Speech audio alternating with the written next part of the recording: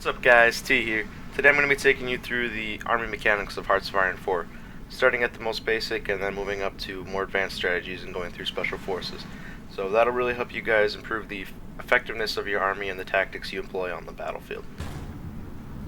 As you guys can see, the Axis has taken over the USSR, so what we're going to do as Germany is we're going to actually mobilize against this smaller faction that has popped up, the Afghanistan coalition, and they're in Finland, Spain, Turkey, Bulgaria, and Afghanistan. So that's a lot of fronts. So what I want to show you is a really important mechanic that you can use with your field marshals. So since you can have unlimited number of divisions under your field marshals, they don't have the 24-man cap. So if you have a really good field marshal like I do here, what you can do is actually you can split out these troops across multiple fronts. So what you do is you just create a front line on all of the fronts you want them on. So, and actually I'm going to shrink this down because I don't think Italy's going to become involved, and if they do, I'm just going to attack from that side anyways, so that doesn't matter too much. And what you're going to do is you're going to want to do is have all of them on, kind of organize them by whatever front you want the most men on. So what I'm thinking is what I'm going to do is I'm going to put 60 on the Spanish front, I'm going to put 20 here, 10 here, and 30 here. So what I'm going to do is you're going to put them prioritized by the highest number first. So we're going to put 120 right there, and then we're going to select half because we want a 60 to stay there, so we want to take the other 60 somewhere else. And then my next highest front was up here with 30, so I'm going to select that other half there, and actually since it's 30 I can take the half, and I can take half away from that, so now I have half of the 60 I put up here is what I have selected right now. So I had 120, all of them selected, I had them all here. I took half of what was there, put it here, so I was 60 and 60. I'm taking half of the 60 here, and coming down, and I said I wanted 20 here, so I'm going to put them here. So now there's 30 there, so I took half of the 60 up here and put them down here, so 30 and 30. And then what I want to do is just go in and get 10 of these remaining ones. And what we do is then do that. And then you have 10. So what I'm doing with the physical action when I'm assigning these divisions is if you just have any division selected and you go in on the front line and you control and click, those selected divisions will be assigned to that front line. And then the trick is once you guys have to give offensive orders, or you want to re-select these units, you're going to want to control and right click on that, and it'll only select the units assigned to that front line. So if I want to draw an offensive line, which I do, I'm going to click the offensive line button right here, and I'm going to drag it across so we can go get their capital, and it creates that nice big offensive line, and you can see it actually automatically assigned the 30 divisions. But if it hadn't, what I want to do is control right click so I only select the divisions on this front, and then control click on it, and it would assign those 30 divisions to that line. And that's really important because if you end up clicking and you select all of them and then you control click or you assign an order and all of a sudden 120 divisions instead of the 30 are assigned, you're going to have a lot of men leaving places you don't want them to, leaving those front lines, and then all of a sudden you're going to be losing the war. So it's just something to be careful of if you're going to be doing this tactic. It's extremely useful. That's why I'm sharing it with you guys. It's just some tips and pointers of how not to get caught out. I'm just going to run through and create offensive lines on all my fronts just to kind of give you guys more examples of how to do that. Just real quick. Select this one. So I'm just control right clicking again.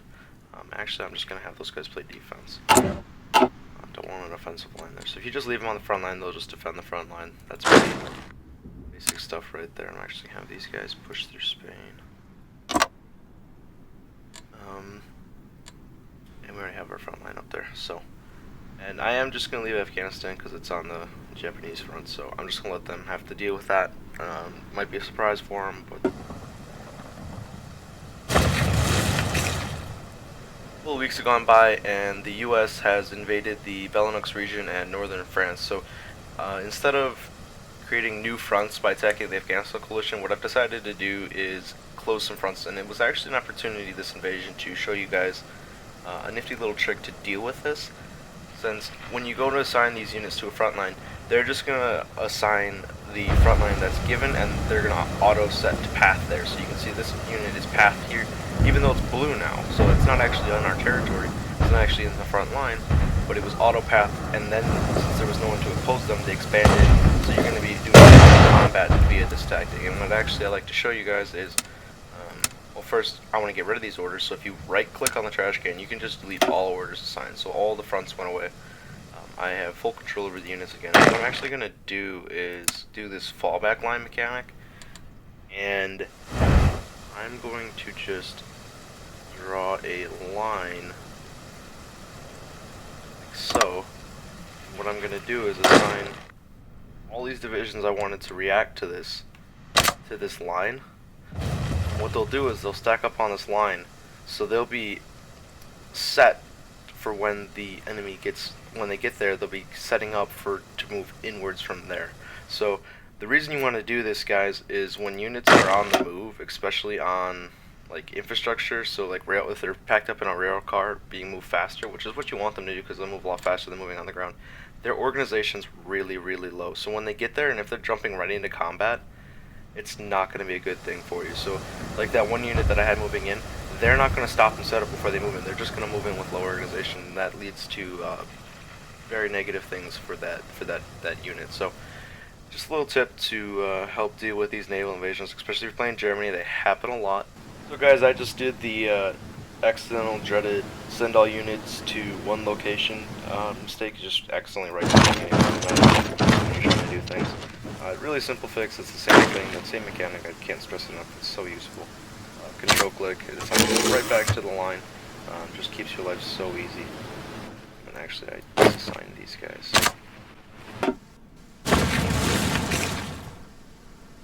Now we're going to go ahead and create an offensive line to push these guys back out of Europe. So, why you want to actually use these offensive lines instead of just, clicking and manually attacking is, the biggest reason is going to be play.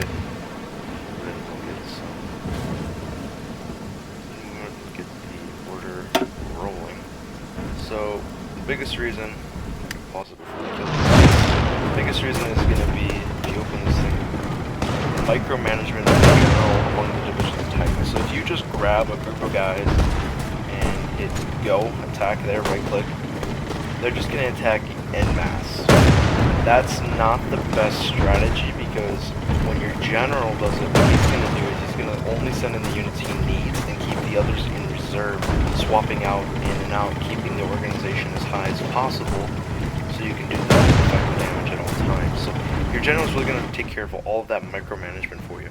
Sure, it's nice once in a while, like if there's an open spot or you just want to move a unit that should be moved, and because sometimes the AA doesn't quite move everyone where it should be, just claim some open territory, go ahead, grab control, tell them to move there, tell them to move wherever you need.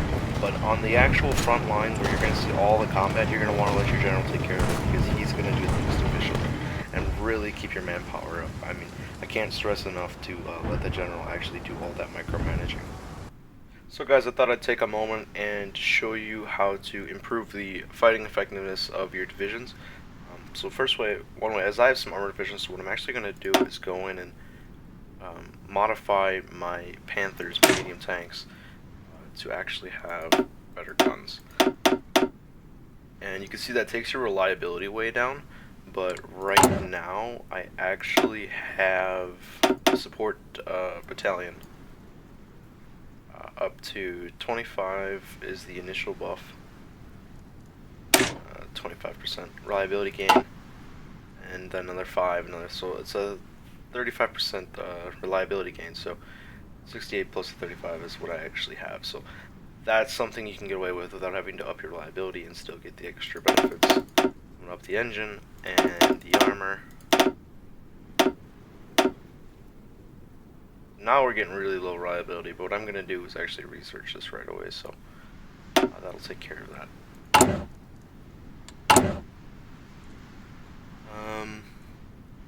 So what you gotta do then is actually put them in.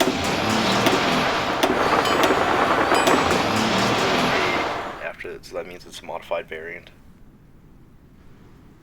The other thing I wanted to show you is actually what my division templates are looking like. So my Panzer division right now, I have all medium tanks, and then I actually have some motorized infantry with them to give them defense. So kind of breaking down what actually you can put in these templates is going to be, you can have your infantry, you can have your specialist infantry, artillery, anti-air, and anti-tank. Those are going to be your infantry divisions. Artillery is really good for providing a soft attack buff. It's basically the offensive part of an infantry division. Anti-air is just what it sounds like. Anti-tank is going to just give you the armor penetration ability to damage tanks. It's just going to increase your ability to actually damage those tanks. Infantry is extremely good at defending. That's kind of their specialty. Not so good at attacking, but really good at defending. Mountaineers are a little bit weaker form of infantry, but they specialize in being able to move efficiently through rough terrain. Paratroopers, another self-explanatory. Again, they're a little bit weaker than regular infantry, but they have the ability to move efficiently through rough terrain, and they can be dropped behind enemy lines. Marines, same thing, a little bit weaker, but they have the ability to have they have a really good attack buff when in doing a naval invasion. They get like 50% bonus attack, which is really nice. What else do I want to look at? I want to look at armored battalions, show you guys that. You can do heavy, medium, light tanks, and then actually what I have in my divisions right now, and I'll show you in a minute, is actually mechanized artillery, mechanized anti-air, and mechanized tank destroyer, so anti-tank. So the benefit of having a mechanized, guys, is it moves a lot faster. So I'm just going to hop over so it makes more sense. I have it with my SS divisions, and they're motorized, so they're moving at 12 kilometers an hour, and these will move it at 10, so they're keeping up with each other, whereas these would be too fast for infantry, or these would be too fast for regular artillery. So I mechanized it to improve the effectiveness of my blitzkrieg, and not only that, but these mechanized variants are actually a lot stronger with their attack than the non-mechanized variants. So the infantry artillery is weaker than the mechanized artillery and air and anti-tank and so forth, and that's actually what I'm saving this for. I haven't built enough anti-tank yet. And then what I'm going to do is, if I haven't used all my points, is I'm going to go in through and add a little bit of motorized infantry here in order to actually buff up my defense a little bit. Actually, what I want to do is make this artillery and make this infantry. I guess I'll leave it for now. I'll just actually do it all infantry because I'm going to get the mechanized soon, so that'll even itself out in time. Another thing to look at is the support companies. I hinted at the maintenance company that adds the reliability bonus. They're really useful. You want to use all of them. They're pretty self-explanatory for what they do. Like, example, I have Field Hospital right now. It has trickle back plus 50%. So half of my casualties I take in the field actually get trickled back into my manpower reserves, which is really nice, especially for countries. Believe it or not, Germany actually has pretty limited manpower for what they are trying to accomplish, which is basically world domination. They don't have enough men for that. So that 50% is actually quite nice. So one thing you can do to help prevent those naval invasions from happening is actually take some of your troops, since I have nothing to do with it right now. That's why I'm doing this, because I'm just waiting to invade Sweden, and actually garrison those units across your territories, like such. So that's just clicking the garrison tool and then left clicking. Because if you do this, what it's going to do is just evenly distribute these troops based on priority of ports, cities, across your districts, and defend them. So that's something you can do to help actually help keep off these naval invasions. Also, garrisoning areas helps take down local resistance in occupied territories, which reduces the rate at which factories and infrastructure are sabotaged. Alright guys, that just about does it for my army tutorial video. I will be making 2 short videos in the near future entailing naval invasions and paradrops, and I will be linking those in the description, so check that out. If you like what I'm doing here, please do leave a like, comment, subscribe. It really means a lot to me, and as always guys, thanks for watching.